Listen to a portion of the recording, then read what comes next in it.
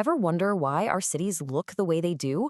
Why one block is full of skyscrapers and the next is all single-family homes? Well, it's definitely not random. There's a hidden blueprint, a set of invisible rules shaping our world. Today, we're pulling back the curtain on these rules, known as building bylaws. Seriously, think about it for a second.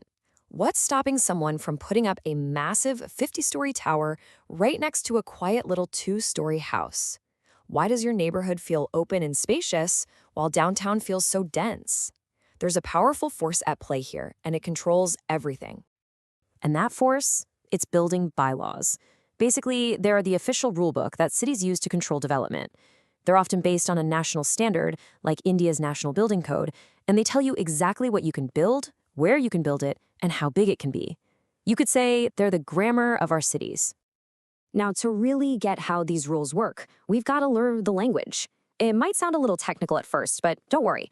Once you get these few key terms down, you'll be able to look at a city and understand its story, just like an architect. First up, the setback line. Just imagine an invisible fence around every single property. You are not allowed to build anything past this line, and it's there for some really good reasons. It makes sure your neighbors don't block all your sunlight, that you have air to breathe, and maybe most importantly, that a fire truck can actually get to your house in an emergency.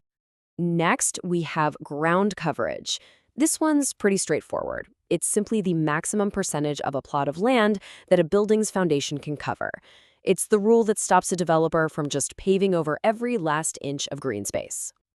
So, to put that in perspective, if the rule for a plot says 40% max ground coverage, it means a whopping 60% of that land has to remain open. That's where you get your yards, your green space, maybe a parking area. It's a simple ratio with a huge impact. And now, for the big one. If you only remember one thing from today, make it this: FAR, which stands for floor area ratio. This is the magic number. It determines the total amount of floor space you're allowed to build across all the floors of your building combined. It is, without a doubt, the single biggest factor that controls how dense our cities get. The power of FAR is just incredible. On the exact same plot of land, a low FAR forces you to build out, not up. Think sprawling bungalows with big yards. But a high FAR? That lets you build up and up and up, creating those dense apartment complexes and office towers that make a city skyline. Players use this all the time. High FAR near train stations, low FAR in historic districts. It's how they sculpt the city. Okay, so we've got the lingo down. Now let's roll up our sleeves and actually put it to work. We're going to see how an architect takes these rules and figures out exactly what's possible on a piece of land. It all boils down to one core calculation. So here's our challenge. Imagine you're the developer. You have a plot of land that's 1,000 square meters. The city tells you two things. Your max ground coverage is 40%, and your FAR is 1.5. The big question is, how many floors can you build? Let's break it down step by step. First, we find our total buildable area. That's just the plot area times the FAR, which gives us 1,500 square meters. Easy enough.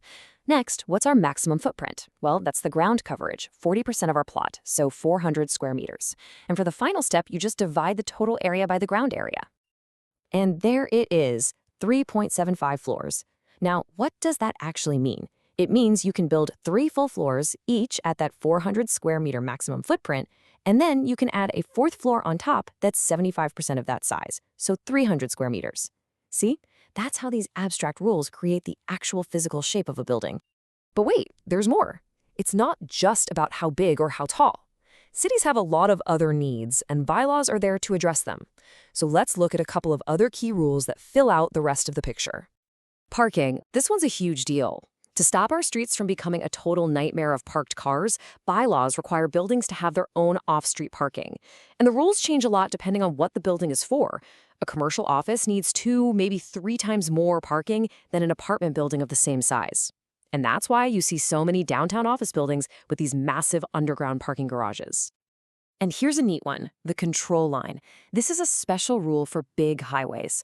It's like a supersized setback line, pushing new buildings much further back from the road. The idea is to keep construction away from high-speed traffic and, just as importantly, to save that land for when the highway inevitably needs to be widened in the future. Okay, theory time is over. You've learned the terms, you've seen the math, think you've got it down? Let's find out. It's time for a quick pop quiz. All right, get ready. Here's your problem. You have a plot that is 20 meters by 30 meters. The allowed FAR is 2.0, and the max ground coverage is 50%. So, what is the maximum number of full floors you can build? And here are your choices. A, 2, B, 3, C, 4, or D, 5. Take a second, you can even pause and work it out. Remember the steps: total area, ground area, then divide. And the correct answer is C, 4 floors. How do we get that? Well, the plot area is 600 square meters. Multiply that by an FAR of 2, you get 1,200 square meters total. The ground coverage is 50% of 600, which is 300. 1,200 divided by 300 gives you a perfect 4. Nice work if you got that. All right, next question. This one's a quick definition check. A gimme if you were paying attention earlier. What do we call the ratio of the total floor area of a building to the size of its plot? Is it A, ground coverage, B, carpet area, C, floor area ratio, FAR, or D, plinth area? I bet you know this one. And of course, you got it. The answer is C, floor area ratio, or FAR. That's the key concept, the one that really shapes the density and feel of our cities. So when you boil it all down, what's the big takeaway here? Building bylaws aren't just some boring bureaucratic red tape. They are the fundamental grammar of our cities. They write the story of how we live, work, and connect with each other every single day. The next time you walk down the street, I promise you'll see it differently. You'll notice the invisible setback lines, you'll get a feel for the FAR that shapes the buildings around you, you'll understand the logic.